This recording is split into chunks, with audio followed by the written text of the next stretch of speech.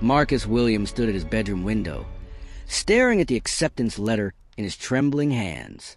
But this wasn't the letter he'd been waiting for. State University, his safety school, welcomed him with open arms. Yet his eyes kept drifting to his desk drawer, where Princeton's thin rejection envelope lay hidden like a wound he couldn't stop touching. If this story moves you, if you've ever felt the sting of being underestimated because of who you are, then you need to hear what happens next. Because sometimes the universe has a way of revealing who really deserves whom. Marcus had always been different in Riverside Heights, a working-class neighborhood where college dreams often felt like distant stars. While other kids spent afternoons on street corners, Marcus could be found at the community center, tutoring younger students or lost in advanced physics books. His teacher, Mrs. Rodriguez, brought him from the library. His mother, Angela Williams, worked double shifts as a nurse's aide to keep their small apartment. She never complained, but Marcus saw the exhaustion in her eyes when she thought he wasn't looking. His father had left when Marcus was 8, leaving behind only child support checks that came sporadically and a hole in their family that Marcus tried to fill by being perfect. "Baby, you're going to change the world someday," Angela would say, watching Marcus work at their kitchen table late into the night. The table wobbled and they couldn't afford a desk, but Marcus had covered with his schoolwork, scholarship applications, and dreams written on notebook paper. Marcus excelled at everything. Valedictorian of his high school class. Perfect SAT scores achieved after studying with borrowed prep books from the library. Captain of the debate team that he'd helped transform from last place to state champions. He'd started a tutoring program that helped dozens of struggling students improve their grades. But his real passion was engineering. He'd built a small robot from salvaged electronics that could solve simple math problems. His physics teacher, Mr. Chun, had submitted Marcus's design to a national competition, where it won second place. The local newspaper had written a small article. "Local teen builds robot from scraps, inspires community." When Princeton's admissions officer, Robert Sterling, visited Marcus's high school, Marcus felt his heart race. This was it, his chance to present himself to one of the most prestigious universities in the country. He'd prepared for months, researching every program, every professor, every opportunity Princeton offered. "Tell me about yourself, Marcus," Sterling said, barely looking up from his tablet as he interviewed students in the guidance counselor's office. Marcus spoke passionately about his community work, his engineering projects, his dreams of using technology to solve problems in underserved communities. He talked about wanting to build better medical equipment that communities like his could afford. Sterling nodded politely, taking notes. "Your test scores are impressive," Sterling admitted. "But Princeton looks for more than just academic achievement. We want students who will contribute to our diverse campus community." Marcus felt a flicker of hope. He was diverse. He was accomplished.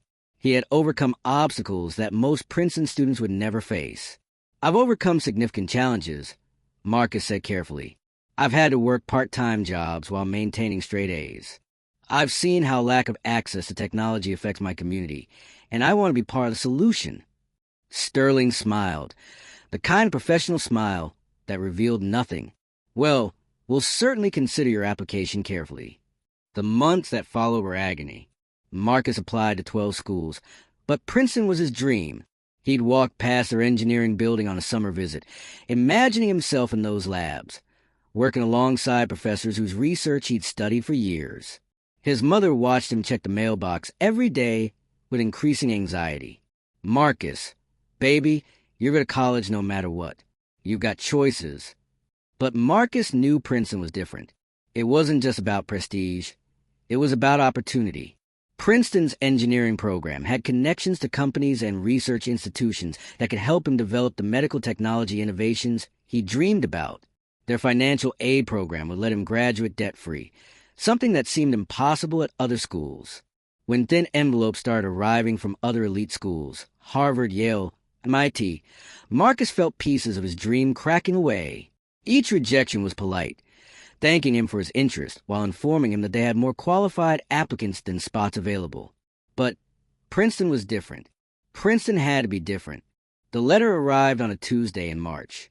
Marcus knew immediately the envelope was too thin, too light. His hands shook as he opened it in his bedroom, not wanting his mother to see if it was bad news. Dear Mr. Williams, thank you for your interest in Princeton University. We received an exceptional pool of applications this year, and while your academic achievements are noteworthy, we regret to inform you that we cannot offer you admission. The words blurred together. Marcus read the letter 3 times, searching for some mistake, some sign that this wasn't real. The letter mentioned their commitment to diversity and encouraged him to consider Princeton for graduate school. He sat on his bed, holding the rejection letter, feeling something inside him break. Not just disappointment, something deeper. A recognition that no matter how hard he worked, how much he achieved, some doors might always remain closed to someone like him. His mother found him there an hour later, still holding the letter. "Baby, what's wrong?" Angela sat beside him, reading the rejection over his shoulder. She was quiet for a long moment. Then she pulled him into a hug that smelled like the hospital disinfectant from her scrubs and the love that had raised him. "They're lost, Marcus. They're lost." But as Marcus looked at the Princeton rejection letter, he wondered if it was really his loss instead. He wondered if all his achievements meant nothing if they couldn't open the doors he most wanted to walk through. He didn't know that across the country, his story was just beginning. The rejection felt final, absolute. But sometimes the universe has plans that we can't see from where we're standing. What Marcus didn't know was that his story was about to take a turn that would change everything. Not just for him, but for Princeton University itself. 6 months later, Marcus walked across the State University campus with purpose in his stride. The rejection from Princeton had stung, but it hadn't broken him. If anything, it had sharpened his focus. At State, he wasn't just another smart kid competing for attention. He was a standout star with room to grow. Dr. Sarah Mitchell, the engineering department head, had taken Marcus under her wing from day one. Unlike Princeton's distant admissions officer, Dr. Mitchell saw something special in Marcus's combination of technical brilliance and community awareness. "Marcus, I want you to lead the new community technology initiative," Dr. Mitchell said during their weekly mentoring session. "We're partnering with local hospitals and community centers to develop affordable medical equipment." This was exactly what Marcus had dreamed of doing at Princeton. But here at State, he wasn't just dreaming. He was doing. Within months, Marcus had assembled a team of engineering students who shared his vision. They called themselves the Innovation Collective. Their first project tackled something close to Marcus's heart, creating affordable diagnostic equipment for community health centers. Marcus remembered watching his mother struggle to get proper medical care because the nearest well-equipped hospital was an hour away and expensive. "We're not just building machines," Marcus told his team during late-night work sessions in the engineering lab. "We're building bridges, connecting communities to the healthcare they deserve." Marcus's innovation caught attention beyond State University.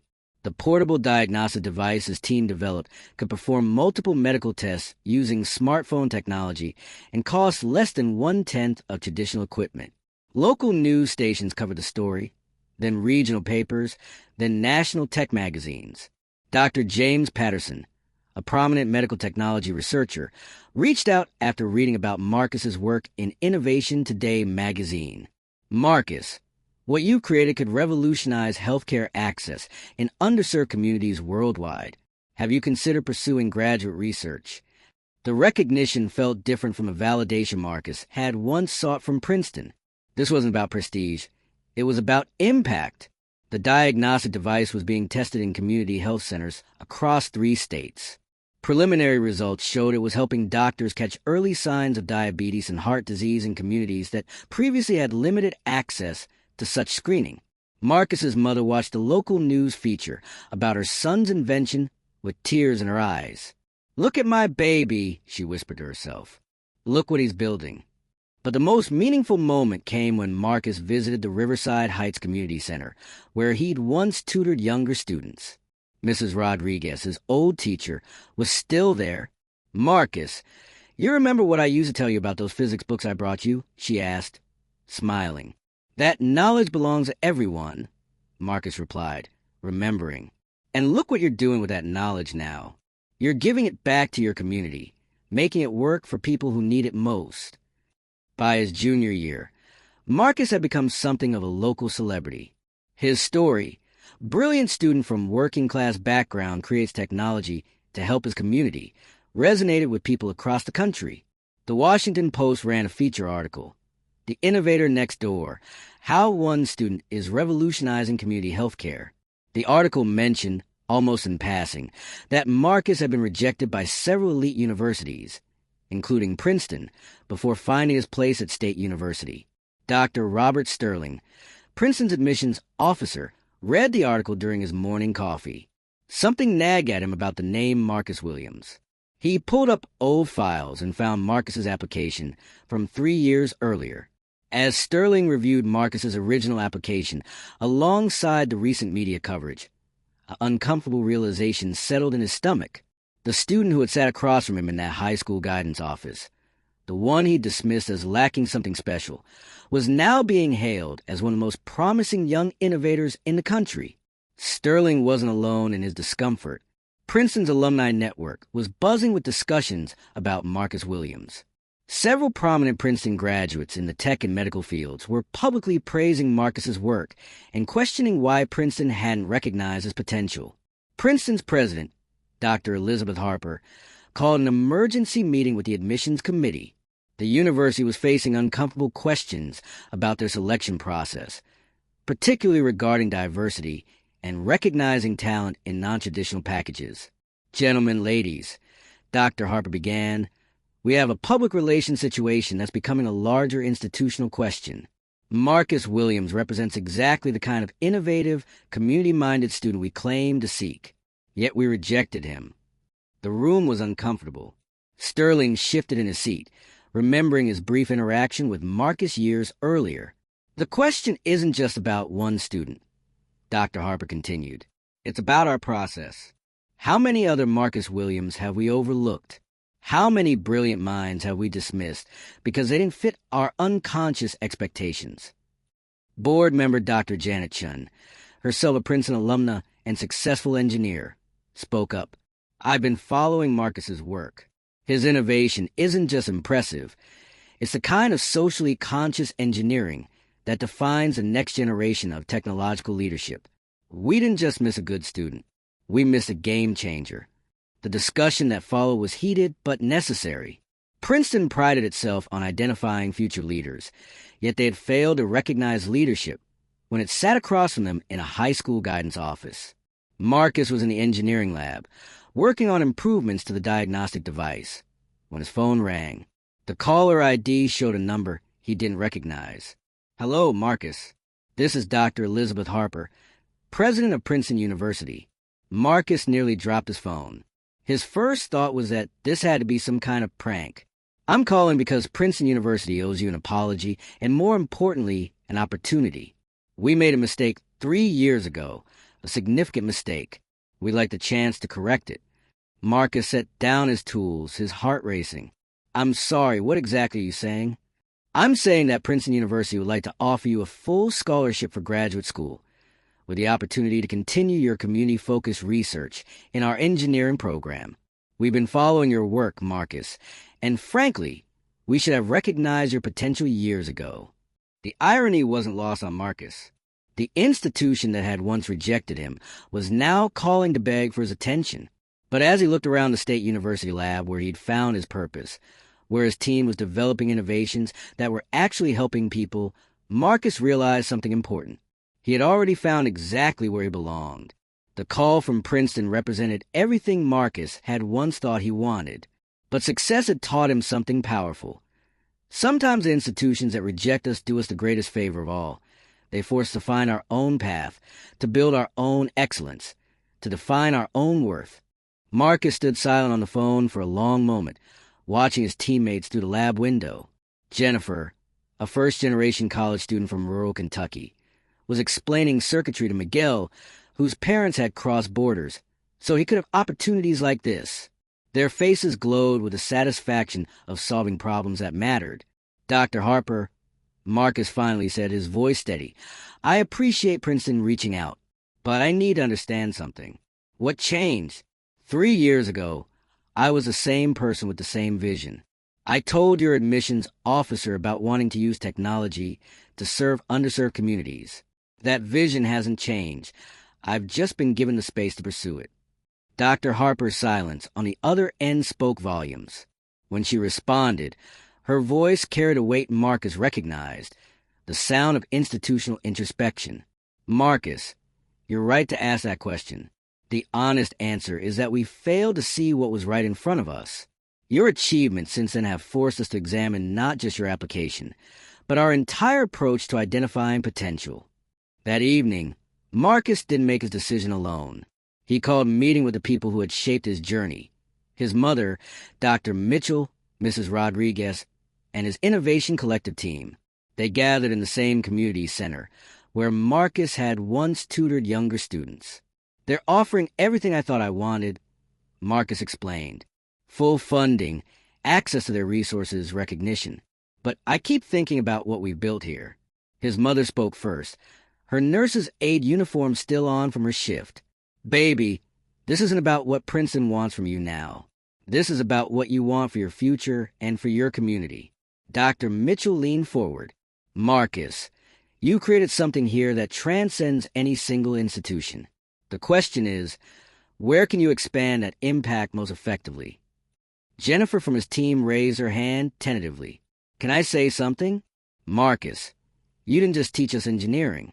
You taught us that our backgrounds, the places we come from, the struggles we've seen, those aren't limitations. They're our superpowers. That lesson doesn't disappear if you go to Princeton. Miguel nodded. But it might disappear from here if you're not here to keep teaching it. The next day, Marcus called Dr. Harper back. I have some questions before I can consider this offer. Of course. What would you like to know? What specific changes is Princeton making to ensure this doesn't happen to other students? Because, Dr. Harper, this isn't really about me anymore. It's about the thousands of other students with potential who might be sitting in guidance offices right now, being overlooked by admissions officers who can't see past their own assumptions. Dr. Harper paused.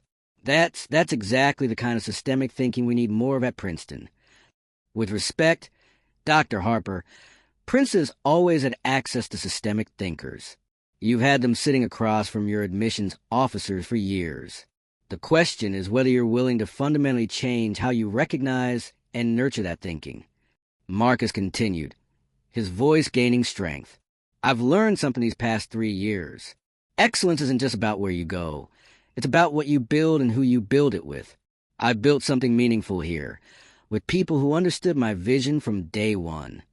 After a week of consideration, Marcus made his choice. He called Dr. Harper with his answer. Dr. Harper, I'm honored by Princeton's offer, but I'm going to respectfully decline. May I ask why? Marcus looked out his dorm window at the State University campus, where students from backgrounds like his were conducting research that would change lives in communities like the one where he grew up. Because Princeton doesn't need another Marcus Williams. The world needs more institutions like State University, places that recognize potential wherever it comes from and give it room to grow. I want to be part of building that. I understand, Dr. Harper said quietly. Would you be willing to share your insights with our admissions committee? Help us understand how to better identify students like you. Marcus smiled. Dr. Harper, students like me aren't hard to find. We're in community centers tutoring younger kids. We're working part-time jobs while maintaining perfect grades. We're building solutions to problems we've lived with our whole lives. The question isn't how to find us. It's whether you're willing to truly see us when we're sitting right in front of you. Marcus's decision made news, but not in the way he expected. Rather than focusing on his rejection of Princeton, media coverage highlighted the innovative work happening at State University and similar institutions across the country. The New York Times ran an editorial titled Excellence Everywhere. Why elite universities don't have a monopoly on innovation. The piece featured Marcus's story alongside dozens of others, students at state schools, community colleges, and historically black colleges and universities who were creating breakthrough research and community solutions. Princeton, to their credit, took Marcus's feedback seriously. They restructured their admissions process, required unconscious bias training for all admissions officers, and created new partnerships with community organizations to identify overlooked talent. But the deeper change was happening in communities across the country, where students saw Marcus's story and realized that their dreams didn't have to be limited by who said yes or no to their applications. 5 years later, Marcus stood before a packed auditorium at the National Conference on Community Innovation. His diagnostic device was now being used in over 200 community health centers worldwide. The Innovation Collective had grown into a national network of students creating technology solutions for underserved communities. I used to think success meant getting into the right institution, Marcus told the audience. But I learned that success means building the right community and creating the right impact. Sometimes the institutions that reject us do us the greatest favor. They force us to exceed their imagination of what's possible. In the audience, Dr. Harper sat taking notes. Princeton had invited Marcus to speak on campus 3 times. Each time he'd accepted, not as a recruitment effort, but as part of his commitment to changing how all institutions think about identifying and nurturing potential. After his speech, a young woman approached Marcus, a high school senior from a background much like his own. "Mr. Williams, I got rejected from my dream school last month. I've been feeling like maybe I'm not smart enough, maybe I don't belong." Marcus smiled, remembering that feeling. "Tell me about the problems you want to solve." As she spoke about her vision for using technology to address food insecurity in her community, Marcus saw something familiar in her eyes, the spark of potential that some institutions might overlook, but that would ultimately change the world. "You belong exactly where your vision can grow," he told her. "And sometimes that's in places the world hasn't learned to value yet." That evening, Marcus called his mother. "Mama, remember what you told me when Princeton rejected me? You said it was their loss." Angela laughed. "I remember, baby. You were right. But it wasn't just their loss. It was their wake-up call. And it was the beginning of me finding where I really belonged." "And where's that, baby?" Marcus looked around his office at State University, walls covered with photos of students whose lives had been changed by the programs he'd built, communities that had been served by the innovations he'd fostered. "Right here, Mama, building bridges between dreams and possibilities, making sure the next Marcus Williams doesn't have to wait for anyone's permission to change the world." Marcus Williams never did attend Princeton University, but his story became part of Princeton's transformation, and more importantly, part of a larger conversation about how we recognize excellence, nurture potential, and build communities where every dreamer has a chance to become a world changer. Sometimes the most powerful response to rejection isn't acceptance.